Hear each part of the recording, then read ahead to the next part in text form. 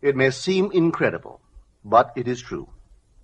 The world in which we live is a world of imagination. In fact, life itself is an activity of imagining. All that we behold, though it appears without, it is within, in our imagination, of which this world of mortality is but a shadow. Nothing appears or continues in being by a power of its own. Events happen because comparatively stable imaginal activities created them, and they continue in being only as long as they receive such support. Therefore, the secret of imagining is the greatest of all problems, to the solution of which everyone should aspire. For supreme power, supreme wisdom, and supreme joy lie in the solution of this great mystery. When man solves the mystery of imagining, he will have discovered the secret of causation, and that is, imagining creates reality. Divine imagining and human imagining are not two powers at all, but one. The valid distinction which exists between them lies not in the substance with which they operate, but in the degree of intensity of the operant power itself. Acting at high tension, an imaginal act is an immediate objective fact. Keyed low, an imaginal act is realized in a time process. Human history, with its forms of governments, its revolutions, its wars, and in fact the rise and fall of nations, could be written in terms of the imaginal activities of men and women. All imaginative men and women are forever casting forth enchantments, and all passive men and women who have no powerful imaginative lives are continually passing under the spell of their power. If imagination is the only thing that acts or is in existing beings or men, as Blake believed, then we should never be certain that it was not some woman treading in the winepress who began that subtle change in men's minds, or that the passion because of which the earth has been drenched in blood did not begin in the imagination of some shepherd boy, lighting up his eye for a moment before it ran upon its way. The future is the imaginal activity of man in its creative march. Imagining is the creative power, not only of the poet, the artist, the actor, and orator, but of the scientist, the inventor, the merchant, and the artisan.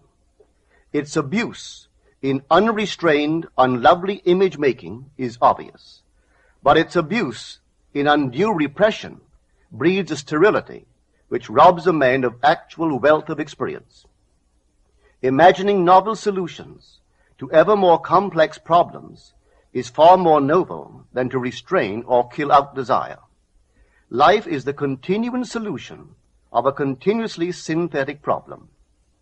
Imagining creates events. Our world, created out of men's imagining, comprise unnumbered warring beliefs. Therefore, there can never be a perfectly stable or static state. Today's events are bound to disturb our yesterday's established order. Imaginative men and women invariably unsettle a pre-existing peace of mind. Hold fast to your ideal in your imagination. Nothing can take it from you but your failure to persist in imagining the ideal realized. Imagine only such states that are of value or promise well. To attempt to change circumstances before we change our imaginal activity is the struggle against the very nature of things. There can be no outer change until there is first an imaginal change. Everything we do, unaccompanied by an imaginal change, is but futile readjustment of surfaces. Imagining the wish fulfilled brings about a union with that state, and during that union we behave in keeping with our imaginal change. This shows us that an imaginal change will result in a change of behavior. However, our ordinary imaginal alterations, as we pass from one state to another, are not transformations, because each of them is so rapidly succeeded by another in the reverse direction. But whenever one state grows so stable as to become our constant mood, our habitual attitude, then that habitual state defines our character and is a true transformation. Now let me call your attention to the design on the cover of this record. You will notice a man sitting on a park bench, imagining himself to be in a home. This is the secret of those who lie in bed awake while they dream things true. They know how to live in their own dream house until, in fact, they do. Man, through the medium of a controlled waking dream, can predetermine his future. That imaginal activity of living in the feeling of the wish fulfilled leads man across a bridge of incident to the fulfillment of the dream. If we live in the dream, thinking from it and not of it, then the creative power of imagining will answer our adventurous fancy, and the wish fulfilled will break in upon us and take us unawares. Man is all imagination. Therefore, a man must be where he is in imagination, for his imagination is himself. To realize that imagination is not something tied to the senses or enclosed within the spatial boundary of the body is most important. Although man moves about in space by movement of his physical body, he need not be so restricted. He can move by a change in what he is aware of. However real the scene on which sight rests, man can gaze on one never before witnessed. He can always remove the mountain if it upsets his concept of what life ought to be. This ability to mentally move from things as they are to things as they ought to be is one of the most important discoveries that man can make. It reveals man as a center of imagining, with powers of intervention which enable him to alter the course of observed events, moving from success to success through a series of mental transformations of nature, of others, and himself. How does he do it? Self-abandonment. That is the secret. He has to abandon himself mentally to his wish fulfilled, in his love for that state, and in so doing live in the new state and no more in the old state. Now we can commit ourselves to what we do not love. So the secret of self-commission is faith plus love. Faith is believing what is incredible. We commit ourselves to the feeling of the wish fulfilled, in faith that this act of self-commission will become a reality, and it will, because imagining creates reality. Imagination is both conservative and transformative. It is conservative when it builds its world from images supplied by memory and the evidence of the senses. It is creatively transformative when it imagines things as they ought to be, building its world out of the generous dreams of fancy. In the procession of images, the ones that take precedence naturally are those of the senses. Nevertheless, a present sense impression is only an image. It does not differ in nature from a memory image or the image of a wish. What makes a present sense impression so objectively real is the individual's imagination functioning in it and thinking from it, whereas in a memory image or a wish, the individual's imagination is not functioning in it and thinking from it, but is functioning out of it and thinking of it. If the individual would enter into the image in his imagination, as the design on the cover of this record suggests, then would he know what it is to be creatively transformative. Then would he realize his wish, and then he would be happy. Every image can be embodied, but unless man himself enters the image and thinks from it, it is incapable of birth. Therefore it is the height of folly to expect the wish to be realized by the mere passage of time. That which requires imaginative occupancy to produce its effect obviously cannot be effected without such occupancy. We cannot be in one image and not suffer the consequences of not being in another. Imagination is spiritual sensation. Enter the image of the wish fulfilled, then give it sensory vividness and tones of reality by mentally acting as you would act were it a physical fact. Now, this is what I mean by spiritual sensation. Imagine that you are holding a rose in your hand. Smell it. Do you detect the odor of roses? Well, if the rose is not here, why is its fragrance in the air? Through spiritual sensation, that is, through imaginal sight, sound, scent, taste, and touch, man can give to the image sensory vividness. If he does, all things will conspire to aid his harvesting.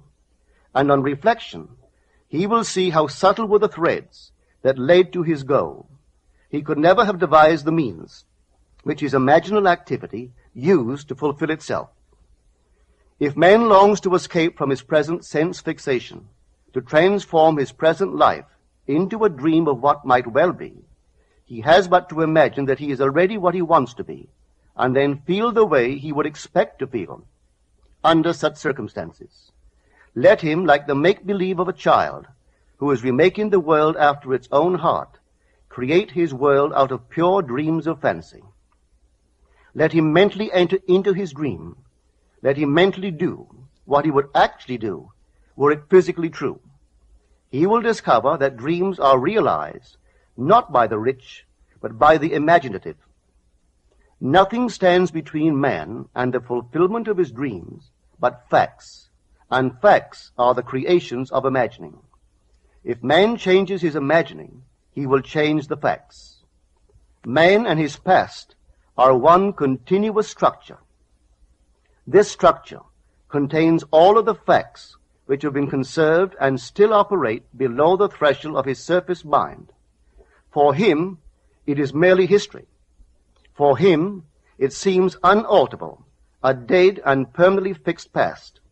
But for itself, it is living. It is part of the living age. We cannot leave behind us the mistakes of our past, for nothing disappears. Everything that has been is still in existence. The past still exists, and it gives and still gives its results. Man must go back in memory, seek for and destroy the causes of evil, however far back they lie. This going into the past and replaying a scene of the past in imagination as it ought to have been played the first time, I call revision. And revision results in repeal. Changing our lives means changing the past. The causes of the present evil are the unrevised scenes of the past. The past and the present form the whole structure of man. It is carrying all of its contents with it. Any alteration of content will result in an alteration in the present and future. Live nobly, so that mind can store a past well worthy of recall. Should you fail to do so, remember, the first act of correction or cure is always revise. If the past is recreated into the present, so will the revised past be recreated into the present. Or else, the promise that though your sins are like scarlet, they shall be as white as snow, is a lie. The question may arise as to how, by representing others to ourselves as better than they really were, or mentally rewriting a letter to make it conform to our wish, or by revising the scene of an accident, the interview with the employer, and so on, could change what seems to be the unalterable facts of the past. But remember my claims for imagining. Imagining creates reality. What it makes, it can unmake. It is not only conservative, building a life from images supplied by memory. It is also creatively transformative, altering a theme already in being. The parable of the unjust steward gives the answer to this question. We can alter our world by means of a certain illegal practice, by means of a falsification of the facts, that is, by means of a certain intentional alteration of that which we have experienced. And all this is done in one's own imagination. This is a form of falsehood which not only is not condemned, but is actually approved in the gospel teaching. By means of such a falsehood, a man destroys the causes of evil and acquires friends. And on the strength of this revision, proves, judging by the high praise the unjust steward received from his master, that he is deserving of confidence. Because imagining creates reality, we can carry revision to the extreme and revise a scene that would be otherwise unforgivable. We learn to distinguish between man, who is all imagination, from those states into which he may enter. An unjust steward, looking at another's distress, will represent the other to himself as he ought to be seen. Were he himself in need, he would, like the man on the cover of this record, enter his dream house in his imagination and imagine what he would see and how things would seem and how people would act after these things should be. Then in this state he would fall asleep, feeling the way he would expect to feel under such circumstances. Would that all the Lord's people were unjust stewards, mentally falsifying the facts of life to deliver individuals forevermore. For the imaginal change goes forward until at length the altered pattern is realized on the heights of attainment. Our future is our imaginal activity in its creative march. Imagine better than the best you know.